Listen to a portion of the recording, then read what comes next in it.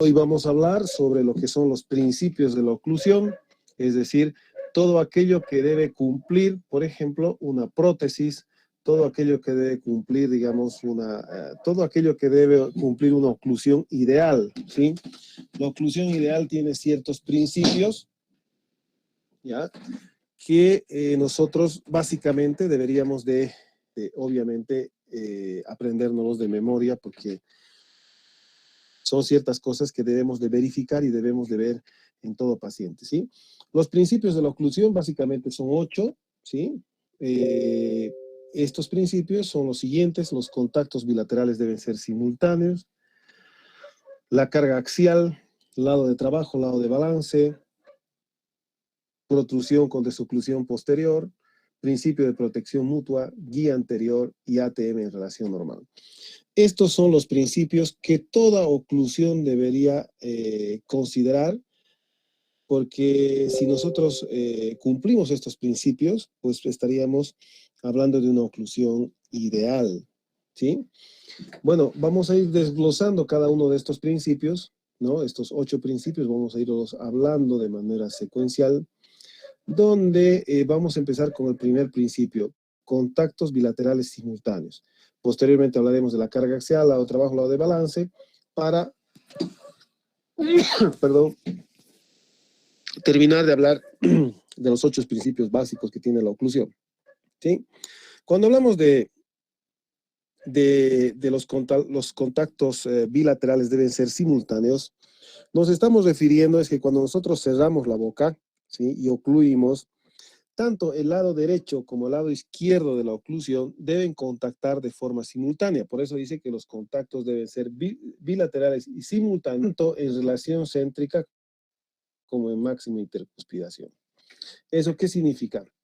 Que cuando yo cierro la boca, el lado derecho y el lado izquierdo de la oclusión deben contactar de forma simultánea. No puede existir, por ejemplo, de que solamente contacte de un lado y del otro lado no, ¿sí?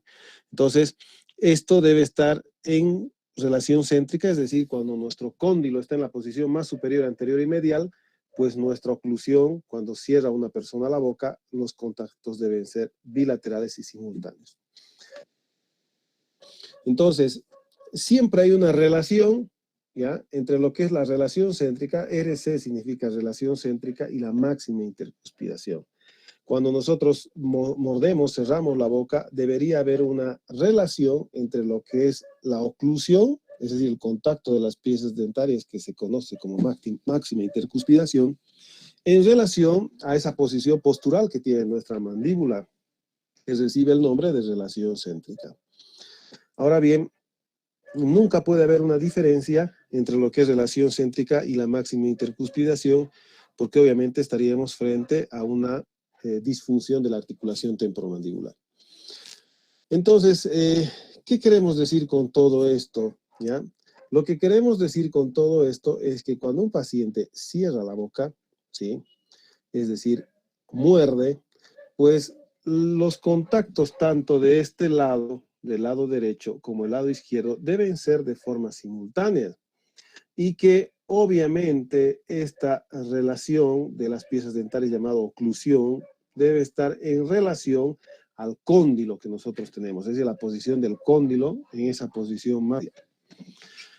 Ahora, esta es una oclusión. Obviamente, si yo observo esta oclusión, la máxima intercuspidación de las piezas, dice que cuando una persona cierra, los contactos deben ser bilaterales y simultáneos. Entonces, se supone que cuando yo haga una rehabilitación o cuando yo coloque una restauración, una incrustación o lo que ustedes quieran, nunca puede chocar solo de un lado y no del otro lado, ¿sí? Los contactos deben ser siempre simultáneos. Entonces, si nosotros estaríamos frente a un proceso de restauración en la que no existen los contactos bilaterales y simultáneos, pues son pacientes candidatos, mejor dicho, a tener una disfunción de la articulación temporomandibular. Siempre debe haber un contacto que debe ser bilateral y simultáneo. El segundo principio habla de la carga axial, ¿sí?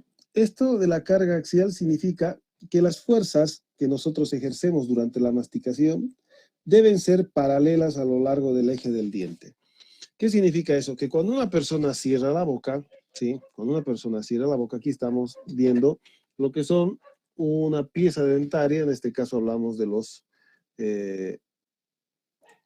molares, ¿no? Que cuando el paciente cierra la boca y contactan las piezas dentarias superiores con las inferiores, las fuerzas que debe ejercer, las fuerzas masticatorias gracias a estos músculos que nosotros estamos armando en sus cráneos, pues esta fuerza debe ser, dice, a lo largo del eje del diente. No puede existir, digamos, oclusión con piezas que están, digamos, inclinadas, donde la fuerza no sirva el eje largo de la pieza dentaria. ¿Sí? Ustedes aquí están viendo una boca, el paciente cuando cierra, es decir, esta imagen acá, cuando se relaciona las cúspides superiores, fosas y cúspide superior con inferior, cuando el paciente cierra la boca, acá tenemos una imagen, ¿sí? Aquí vemos el periodonto, vemos el hueso. Dice que los dientes deben estar paralelos entre sí y cuando el paciente ejerce una fuerza, pues obviamente las fuerzas deben seguir este eje largo del diente, justamente para preservar el sistema. Ahí tenemos la relación de una cúspide, en este caso una cúspide vestibular, aquí una cúspide palatina, y cuando el paciente hace una fuerza masticatoria, pues las fuerzas deben ejercerse deben ser hacia el eje largo de la pieza dentaria, ¿sí? Entonces, este es el segundo principio, pero ahí vamos a parar un poquitito porque ustedes saben muy bien que muchas personas pierden una pieza dentaria. Casi la gran mayoría de ustedes, ¿no? Un gran porcentaje ha debido perder alguna pieza dentaria. ¿Y cuál es la pieza que generalmente se pierde? Son los primeros molares permanentes, porque son piezas que erupcionan a los 6 años y que estas piezas, pues obviamente, son las candidatas a tener caries en un 95% de probabilidad, ¿sí? Entonces, al perderse una pieza dentaria, en este caso imaginemos el primer molar, ¿qué pasa con el segundo molar? El segundo molar, ¿no? Se inclina hacia el espacio de la extracción y el diente queda inclinado. Entonces, ahí en ese caso no estaríamos cumpliendo nuestro segundo principio de la oclusión que dice que las fuerzas deben ser a lo largo del eje del diente. Pues obviamente al estar la pieza inclinada, las fuerzas masticatorias en esa pieza inclinada no van a seguir el eje largo de la corona y obviamente es un paciente candidato a tener serios problemas en la oclusión. ¿Sí? Entonces acá están viendo ustedes cómo las fuerzas masticatorias deben ser a lo largo del eje del diente cuando nosotros hacemos un movimiento. ¿Sí? Muy bien. Esta carga axial, ¿ya? De forma vertical, siguiendo el eje del diente, pues es una carga axial, digamos, aceptable para la oclusión. Por el contrario, las cargas axiales que no sean hacia el largo del eje del diente, pues son cargas destructivas, es decir, van a destruir la pieza dentaria. Es por eso que hemos puesto esta imagen para que ustedes puedan ver, digamos, de qué manera es que podemos explicar a través de estas imágenes a qué nos referimos con las cargas axiales, ¿sí? Una carga vertical, ¿sí? Es beneficiosa para la salud de las piezas dentarias, que el diente esté vertical. Al contrario, si el diente está horizontal, que se puedan ejercer de manera horizontal y no vertical, pues son fuerzas destructivas para las piezas dentarias. Entonces, la carga horizontal, la fuerza horizontal, porque una pieza puede estar inclinada o por algún otro motivo, son destructivas, maléficas, destructivas. Por lo tanto, si yo tengo una fuerza que sea horizontal, que no siga el eje largo de la pieza dentaria, pues el diente en poco tiempo va a llegar a tener problemas y vamos a tener la pérdida en un futuro de una pieza dentaria. ¿Sí? Entonces, a lo que nos queremos referir siempre es que nosotros como odontólogos, pues no solo tenemos que pensar en colocar piezas dentarias en los lugares edéntulos.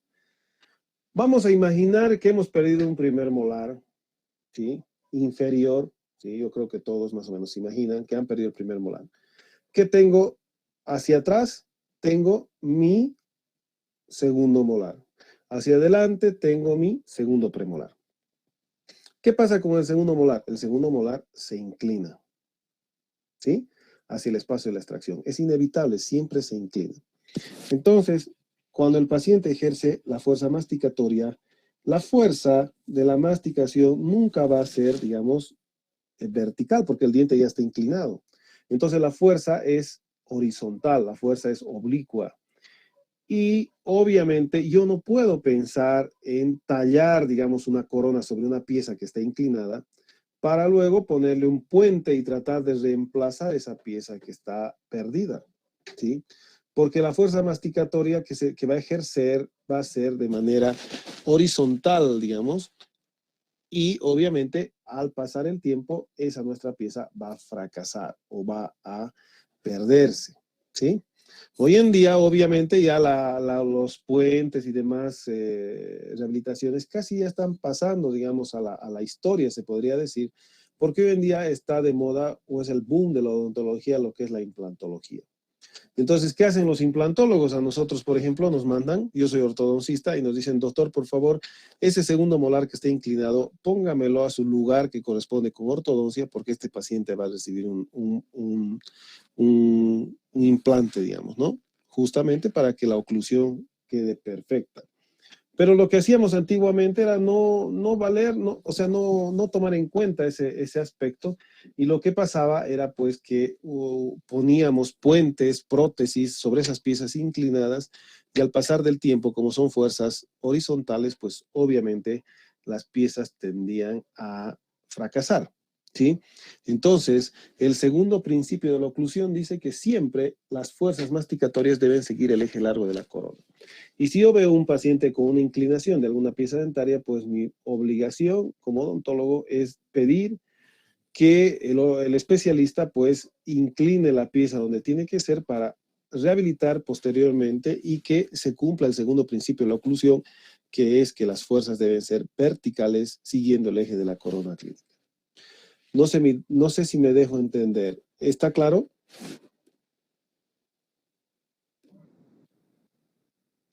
Sí, doctor. Perfecto. ¿El resto qué dice? Porque parece que se han dormido el resto. ¿Está Está claro? claro. Perfecto. Sí, doctor, está claro.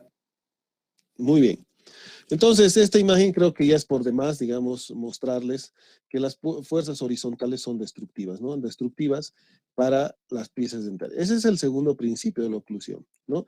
¿Qué queremos decir con todo esto? Es que toda oclusión debe cumplir estos principios. Hemos hablado de que las fuerzas deben ser siempre, dice, bilaterales y simultáneas. El primer principio, cuando yo cierro la boca, tanto el lado derecho como el lado izquierdo de la oclusión debe contactar de manera simultánea.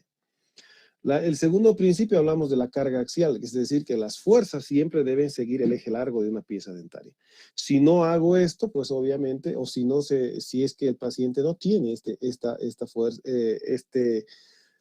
verticalidad de las piezas dentarias, ¿por qué se puede inclinar una pieza? Por pérdidas prematuras, no hay otro motivo. Entonces, pues podemos tener destrucción de nuestra pieza dentaria y el fracaso de las prótesis que nosotros vayamos a poner. El tercer principio es que debe haber un lado de trabajo y un lado de balance, lo que hemos hablado en la clase, bueno, en la anterior clase sobre lo que era la desoclusión, la separación de la oclusión misma, y dice que el lado de trabajo y el lado de balance debe tener toda oclusión, obviamente sin interferencias. ¿A qué nos referimos esto? Tenemos un paciente con máxima intercuspidación y lo que hacemos es un movimiento de lateralidad. Este lado de acá donde choca se llama lado de trabajo y este otro lado se llama lado de balance. En el lado de balance debe haber una desoclusión, debe haber una separación de la oclusión por la oclusión misma. Y el principio que dice esto es que debe existir o sea, en la oclusión, el lado de trabajo contactante gracias a los caninos, ¿sí? Que hemos hablado en la anterior clase también la importancia de los caninos, y que el lado opuesto, que sería el lado de balance, ¿no? Esto se llama lado de trabajo, esto lado de balance, debería quedar sin oclusión. Ese es un principio, ¿sí? Entonces, ¿qué quiero decirles con esto? Que si yo, por ejemplo, coloco una prótesis acá en este sector lateral, que sería el lado de balance, cuando yo hago este movimiento, ¿sí? Si ustedes hacen un movimiento lateral, ¿sí? Van a ver que los caninos son los que guían esa desoclusión, ese movimiento lateral. El lado opuesto de la oclusión debería quedar sin oclusión, ¿sí? Debería quedar esto abierto, por así decirlo, ¿sí? Entonces, ¿qué pasa? Que si yo tengo una prótesis, una corona, una incrustación, una resina, mi obligación y mi deber como odontólogo, porque conozco los principios de la oclusión, voy a decir, a ver, verificaré el lado de trabajo y el lado de balance. El lado de trabajo siempre es contactante, el lado de balance, si aquí está mi restauración, no tendría que haber contacto. Y si hay contacto o está chocando algo, debo de eliminar ese contacto porque voy a ocasionar serios problemas en la oclusión. ¿Sí? Entonces ese es un principio. Eso se llama lado de trabajo y eso se llama lado de balance. Siempre el lado de balance sin oclusión. Y en el lado de trabajo, las piezas que me permiten hacer ese trabajo que se llama en el movimiento de la desoclusión, pues son los caninos, que son piezas fundamentales, y que me acuerdo que algunas personas, o una persona en la anterior clase me dijo, ¿y qué pasa si no tenemos caninos? Pues obviamente es importante que los caninos estén en boca, y si no hay caninos, pues tenemos que ponerle caninos al paciente, y si no hay, y por algún motivo se perdió un canino, pues obviamente tenemos que buscar que el primer premolar cumpla la función del canino, participando en los movimientos desoclusivos, ayudando en lo que es la desoclusión, que no va a ser lo mismo, porque el canino tiene esa función principal, que es la desoclusión, ¿sí? Entonces, qué importante es saber lo que son los movimientos desoclusivos, ¿sí? Entonces, este es otro principio, el lado de trabajo y lo que es el lado de balance. Muy bien, entonces, como ustedes pueden ver, durante lo que es el ciclo masticatorio, durante el proceso de la masticación, el canino, pues es el que guía los movimientos, digamos, de la masticación, ¿sí? Ustedes van a ver que cuando nosotros hacemos el proceso masticatorio, pues el canino son los que van a guiar en ese proceso de la masticación, ¿sí? Por eso es que el canino es fundamental en la oclusión, ¿ya? Ahora, el quinto principio de la oclusión dice que cuando el paciente hace que toda oclusión, perdón, cuando hacen protrusión los incisivos, es decir, si yo deslizo mi mandíbula hacia adelante, el sector posterior debería quedar sin oclusión, ¿sí? Eso se llama protrusión con desoclusión posterior. Eso es también otro principio de la oclusión, que en protrusiva los posteriores desocluyen más o menos 1 milímetro. Eso es fundamental visualizar y ver en toda oclusión, ¿sí? Que cuando yo hago protrusión y llego un borde a borde, el sector posterior, como dice la teoría, debería tener no oclusión, no debería haber una desoclusión, mejor dicho, en el sector posterior. Entonces, qué importante, jóvenes, saber que estos principios yo los debo de cumplir, porque son normas, son principios que yo debo de saber, ¿sí? No puedo yo obviar estos principios. Entonces, si yo, por ejemplo, tengo acá un puente que he hecho, digamos, he perdido estos 2 premolares, ¿sí? He fabricado un puente que abarque desde el canino hasta el último molar, reemplazando estos 2 dientes que por algún motivo lo haya perdido. Mi obligación como odontólogo es decir, a ver, haré los principios de la oclusión. Primero veré si los contactos son bilaterales y simultáneos, está perfecto. Utilizo un papel de articular para hacer morder, ¿sí? Es un papel que me sirve a mí para marcar las superficies oclusales, tanto superiores como inferiores. Y además, pues obviamente voy a verificar si todo contacta, estoy dentro de los principios, mi puente cumple ese principio. Si yo hago las desoclusiones, pues ya hemos explicado el lado de trabajo y el lado de balance, donde se encuentra esa prótesis, pues si está en el lado de balance, pues obviamente no debería tener oclusión. Y en este otro principio, decimos que cuando se hace protrusión, pues este puente que he puesto no debería separar la oclusión, debería separarse la oclusión. Entonces, se supone que es lo mínimo que yo podría hacer cuando yo coloco una prótesis, un puente, una corona, para cumplir los principios de la oclusión. Este principio dice que en protrusión el sector posterior debería desocluir. ¿Ya? Entonces, esto no es solamente para que ustedes, digamos,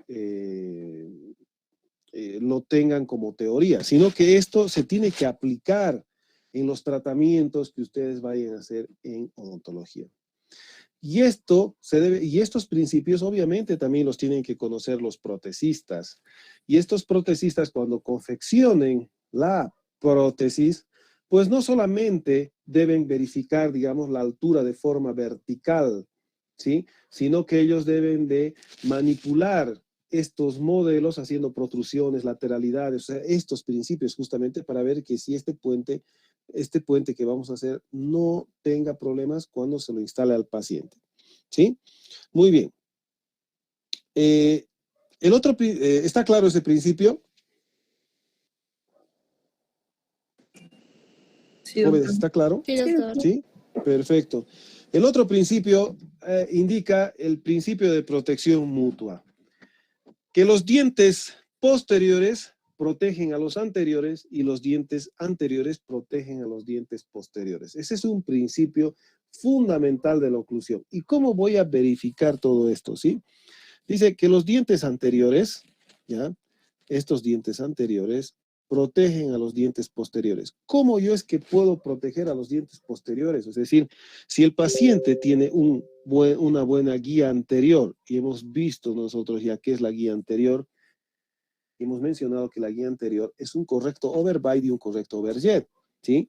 Entonces, de esa manera, con el correcto overbite y con el correcto overjet, pues obviamente mi paciente, pues con los movimientos desoclusivos que tiene, pues va a proteger a los dientes posteriores, porque esa separación que logramos de la oclusión denominada desoclusión, la separación de la oclusión por la oclusión misma, pues es un requisito fundamental para preservar los dientes en el sector posterior y preservar todo este sistema, ¿sí?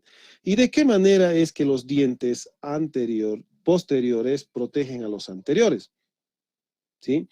Con contactos precisos y simultáneos que debe tener la oclusión, porque cuando uno cierra la boca, los primeros dientes que entran en contacto son el sector posterior, porque ustedes deben saber que este sector anterior, pues el contacto es casi nulo o mínimo, ¿sí? Existe una pequeña separación mínima en el sector anterior, ¿ya? Acá, ¿no? Donde, obviamente, estos dientes posteriores, pues, protegen con los contactos precisos estos dientes anteriores. Imagínense ustedes, acá están viendo una inclinación de la pieza dentaria, ¿sí? Este incisivo también tiene una inclinación, ¿sí? Entonces, si estos dientes chocarían antes que estos de acá atrás, ¿qué pasaría? Este contacto, debido a la inclinación que tiene esta pieza dentaria, pues ocasionaría el contacto del incisivo inferior sobre la cara palatina del incisivo superior, ocasionaría una protrusión de los incisivos anteriores, un apantallamiento de las piezas dentarias y formación de diastemas. Y de esa manera, pues no estaríamos preservando lo que es la protección de los dientes entre sí. Si este sector posterior no llegaría a contactar primero que estas piezas dentarias, pues lograríamos serios problemas y no cumpliríamos ese principio donde los dientes posteriores protegen a los anteriores. Repito entonces, que este principio que habla de la protección mutua se refiere a que los dientes anteriores protegen a los dientes posteriores. ¿Y cómo es que protegen los dientes anteriores a los dientes posteriores? Con una buena guía anterior, un buen overbite y un buen overjet. ¿Para qué? Para que el paciente tenga los movimientos desoclusivos, para que ese paciente haga esos movimientos de desoclusión y la separación de la oclusión del sector posterior. Qué importante entonces es cuando yo tengo que hacer una prótesis en el sector anterior. Imagínense que el paciente ha perdido estos incisivos en un día del peatón donde va con su bicicleta, se cae, Dios quiera que no les pase a nadie, pero he visto porque han venido a mi consultorio así, se han caído en la bajadita del Cristo, esa bajadita de la heroína ahí, se han sacado la mugre con su bicicleta y lamentablemente no sabe caer bien y se fue de cara y perdió sus 4 incisivos. Entonces hay que reparar, hay que reconstruir, tenemos que hacer endodoncias porque los dientes fracturados generalmente eran las 4 coronas. Entonces se ha hecho endodoncias, se pone pernos, se pone coronas. Pero ¿cómo tiene que ser? Por más de la mejor corona del mundo, la mejor corona de circonio o una corona de porcelana, pues obviamente yo tengo que decirle al protesista, me tienes que devolver una buena guía anterior en esta boca porque debe cumplir el principio fundamental de la oclusión, que sería la separación de la oclusión por oclusión misma. Es decir, que los dientes anteriores participen en el movimiento desoclusivo para pues hacer que el sector posterior desocluya. ¿Sí? No sé si me dejo entender. ¿Está claro? Sí, doctor. Sí, doctor. De verdad que está claro, porque sí, Doctor. de una vez que termine ya va a dar MasterChef, van a decir ahorita, ¿no ve? Doctor, no he entendido, bueno, me perdí en la parte donde dijo, ¿cómo protegerían los anteriores? Cuando usted cierra la boca, ¿sí? Cuando usted cierra la boca, ¿cuáles son las piezas que entran primero en contacto? A ver, usted cierra la boca. Sí, ¿Qué ya entra lo hice. primero? ¿Qué entra primero en contacto? ¿Qué piezas o qué sector? No, ¿qué sector? El sector posterior, ¿no ve? Sí, Muy bien.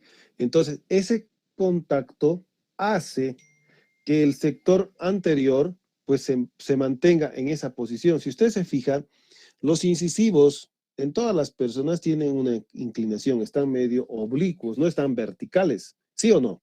Viene esta imagen. ¿Sí o no? Están medio inclinados, ¿no es cierto? sí, doctor.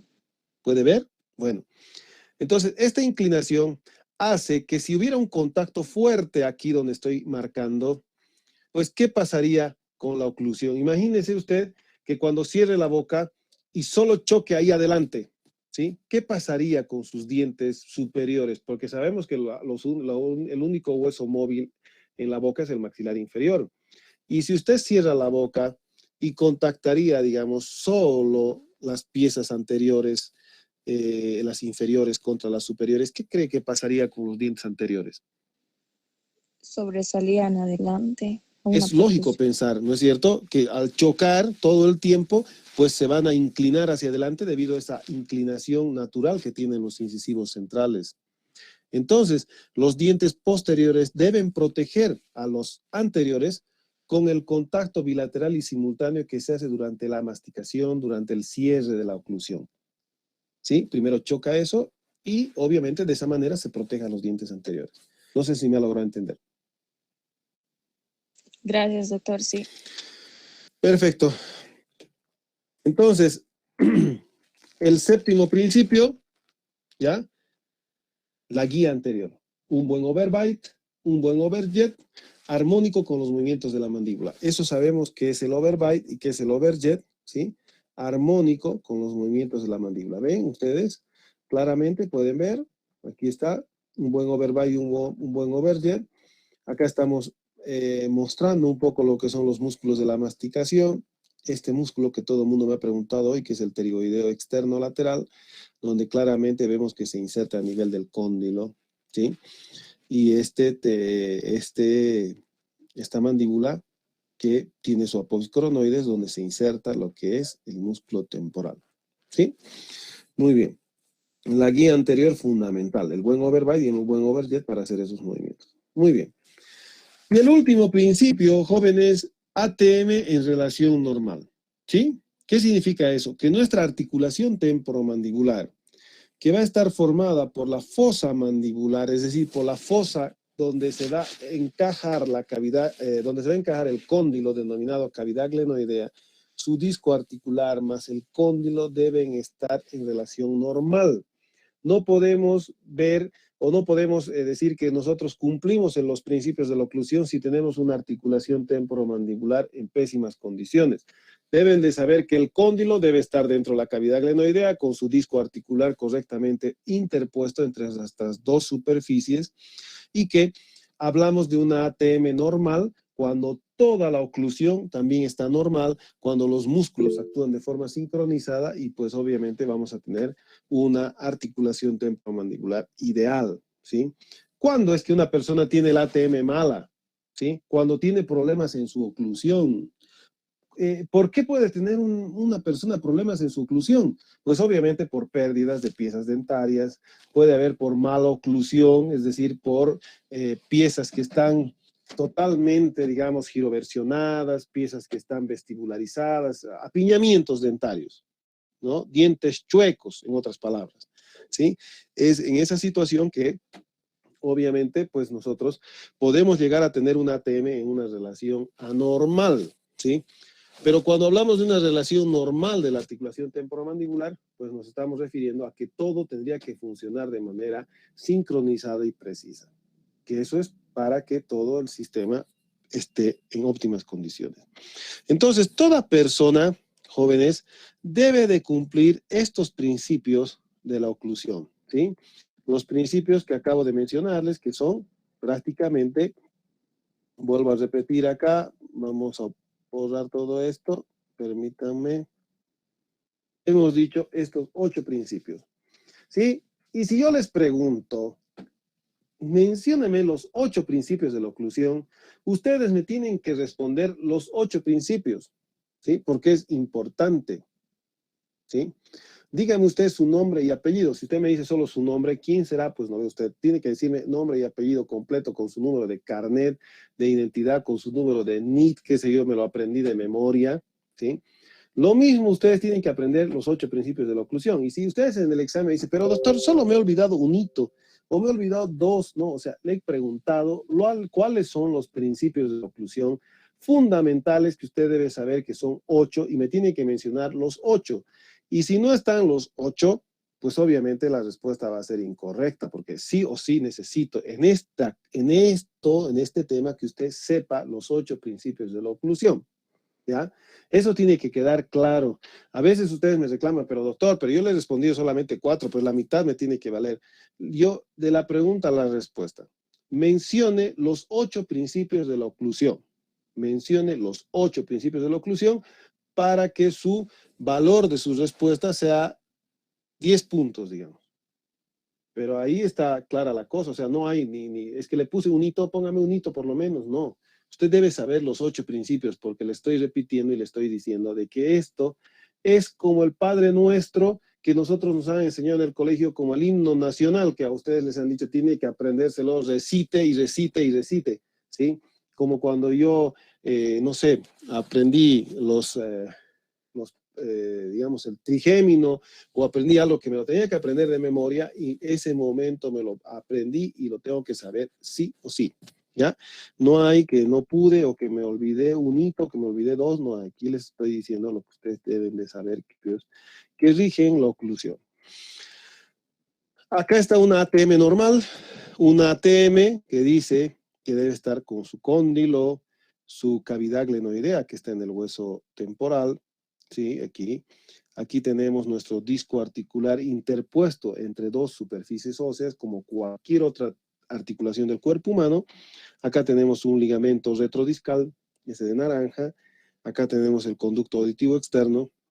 Y obviamente los músculos de la masticación, que siempre se menciona, al pterigoideo externo, que es un músculo fundamental que se inserta en el borde anterior del cuello del cóndilo, acá en lo que es el disco y la cápsula articular, y que se puede decir y se puede mencionar, como dije hoy en la clase, que es el considerado como músculo responsable de las disfunciones de la articulación temporomandibular. ¿Sí? Si yo tengo un contacto prematuro, un contacto indeseado, ¿sí?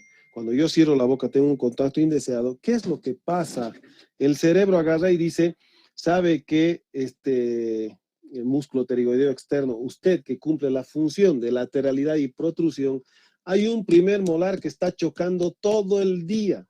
¿Qué tiene que hacer? Pterigoideo externo, como usted cumple la función de hacer lateralidad y protrusión, váyase un poquito adelante o hágase un poquito hacia el costado para obviar ese contacto. ¿Y qué tiene que hacer? Contraerse el músculo, pero como está insertado aquí en el cóndilo, pues obviamente saca de su lugar al cóndilo y empezamos a tener lo que se denominan las disfunciones de la articulación temporomandibular. ¿Sí? Entonces acá, por ejemplo, tenemos cuando un paciente hace el primer intento de apertura bucal, donde obviamente observamos cómo es que el cóndilo se mueve con su disco articular correctamente interpuesto, ¿sí? Acá tenemos una apertura máxima, esto que ven de naranja aquí, que es el ligamento retrodiscal, ¿quién es el que le pone un freno? Como cuando nosotros vamos a hacer pasear a nuestro perrito y tenemos un freno ahí para que no siga él. Entonces ahí tiene un freno para que el disco no se salga de eso. Pero resulta que a veces, cuando ya tenemos una disfunción, este ligamento se estira tanto que nuestro disco articular hacia adelante y empezamos a tener esos ruidos, crepitaciones que se sienten cuando yo abro y cierro la boca, que alguien me comentó hace poco, bueno, el lunes me dijo, me duele aquí, doctor, suena algo, no sé. Es porque su disco articular, pues se ha movido de su lugar, ha zafado este ligamento aquí, lo detenía ahí, pues se salió de su lugar. ¿Por qué? Porque tenemos una maloclusión por pérdidas prematuras de piezas dentarias, qué sé yo, que han ocasionado que este músculo pterigoideo externo pues jale tanto a todo esto y haya zafado nuestro cóndilo del lugar exacto. Basta que 1 milímetro se mueva esto y ya hablamos de una disfunción de la articulación temporomandibular, ¿sí? Ahí está, miren, la apertura bucal y el cierre bucal. Apertura y el cierre bucal. Así es como funciona y ustedes se fijan los músculos cómo empiezan a actuar. Miren, se ve. No sé si logran ver. ¿Sí? ¿Está claro ahí? ¿Hasta ahí? ¿Jóvenes? ¿Se han dormido? ¿Sí? Sí. ¿Ya se han cansado? ¿Ya se han cansado? ¿Se han aburrido? ¿Sí? Doctor. No, doctor. Ah, yo lo escuché, sí, pensé que había dicho. ¿Qué dice el resto de las personas? ¿Están todavía con ganas de seguir?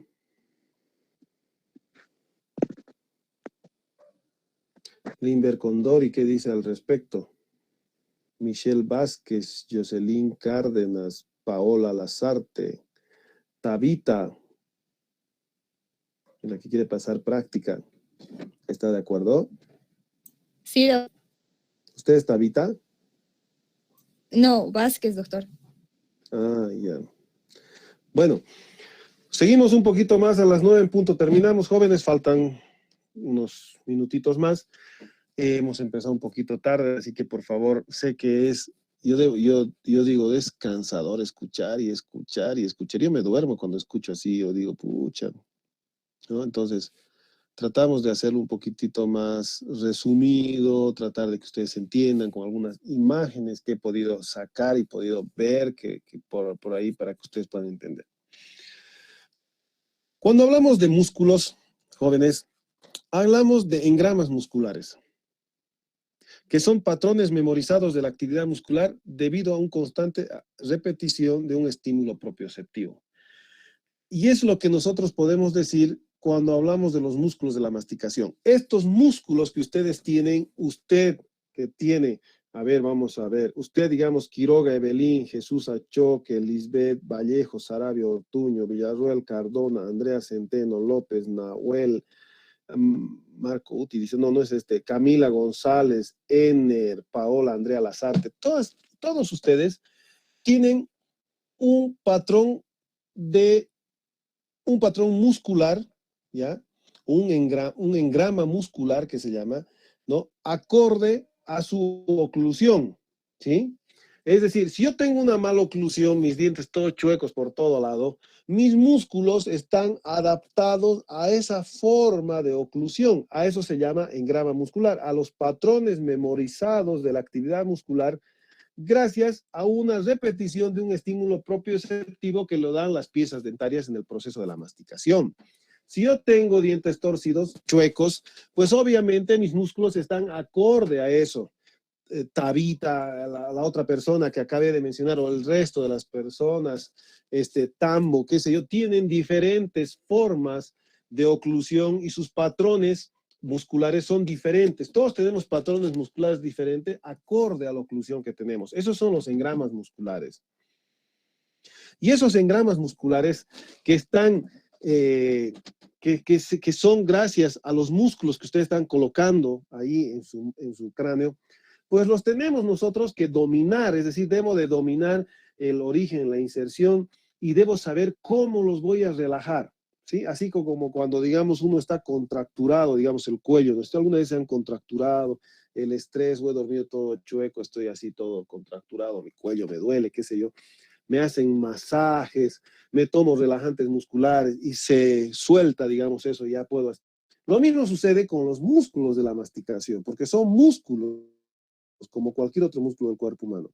Entonces, ustedes han debido ver, no, pues tengo mi hijito que juega fútbol, y dice, mañana tienen que venir jóvenes y tienen que venir, traigan un doble short, qué sé yo, porque tienen que meterse al agua fría, al hielo. ¿Por qué? Porque esa contracción debido a tanto estímulo de jugar fútbol y estar todo el tiempo, esos músculos tienen que relajarse y los meten al agua fría para poder los músculos y qué sé yo, así como los han debido ver.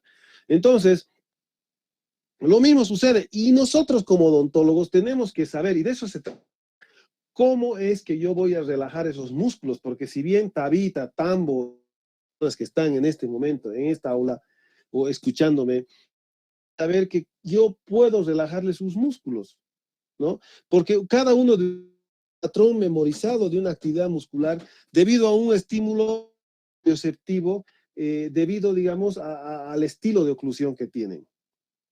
Las personas, la mala oclusión que tienen hacen que nuestra mandíbula funcione mal. Yo necesito devolver esa mandíbula a la posición correcta y gracias a la desprogramación de los músculos masticatorios, a una relajación de los músculos masticatorios para poder encajar, por así decir, nuestra que corresponde. Esos son los engramas musculares. Acá tenemos los engramas musculares, que son patrones memorizados de la actividad muscular debido a una repetición de un estímulo propioceptivo. ¿Sí? Muy bien.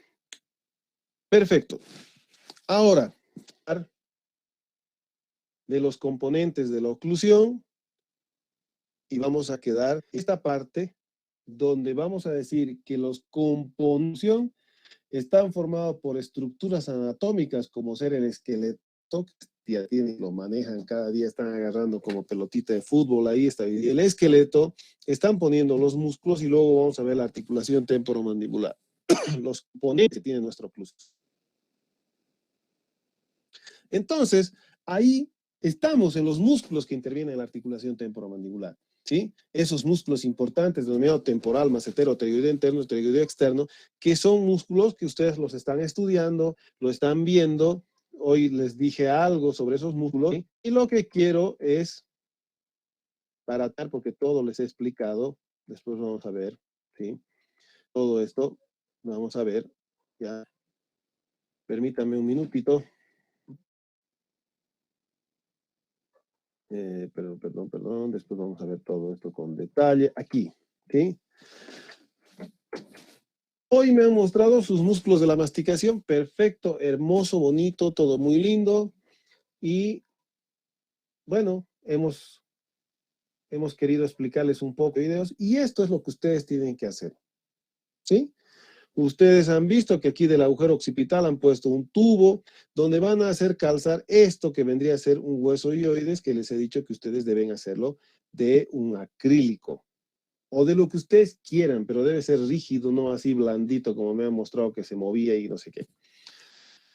Entonces, como se llaman suprayoideos porque están por encima del hueso hyoides, son los músculos secundarios de la oclusión que van a intervenir en el descenso mandibular, es decir, en la apertura bucal, porque los otros músculos que han puesto ya macetero, temporal, pterygoideo interno y pterygoideo externo, que cumplen la función del ascenso mandibular, el cierre de la boca, por así decir, ¿ya?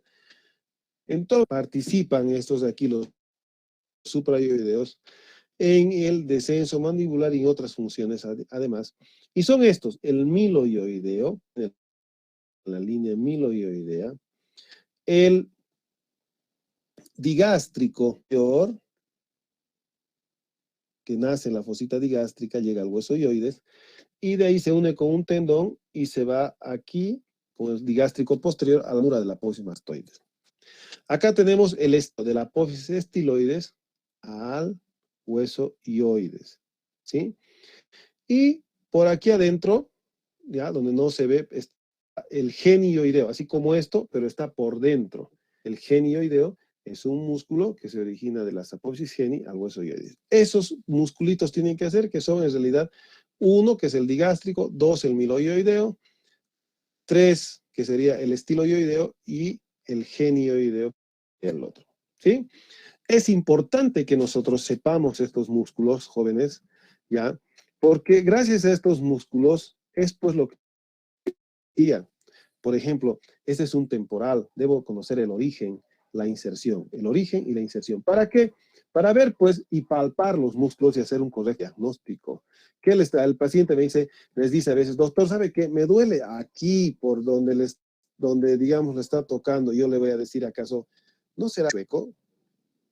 ¿No será que le han hecho una permanente, hecho, no sé, sus churcos por acá, y le han apretado mucho la peinadora y su cabello es, digamos, ¿no?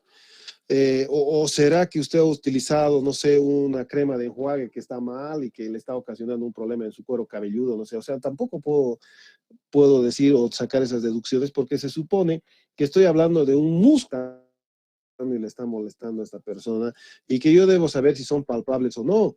Ahí estoy tratando de tocar, por ejemplo, el músculo temporal en su inserción, ¿sí? A nivel de la apófisis coronoides, parte de la inserción, ¿no? Entonces, importante, mire, doctor, me duele aquí. Señora, no se ha golpeado. Al subir el trufi no se habrá golpeado. No se peorcita, se debe acordar, señora, se debió golpear. No, o que no, me duele aquí, no, señora, ¿qué será? Pues, o sea, vaya al psicólogo, no sé, tampoco, ¿sí? Sabe muy bien que hay un músculo que es el músculo temporal.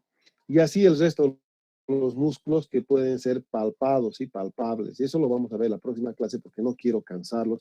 Y va a ser una próxima clase antes de rendir su defensa, porque la próxima, hemos dicho, que ustedes me van a mostrar estos suprayoideos y la subsiguiente, que voy en detalle, les va a servir para su defensa también. Algunos jóvenes.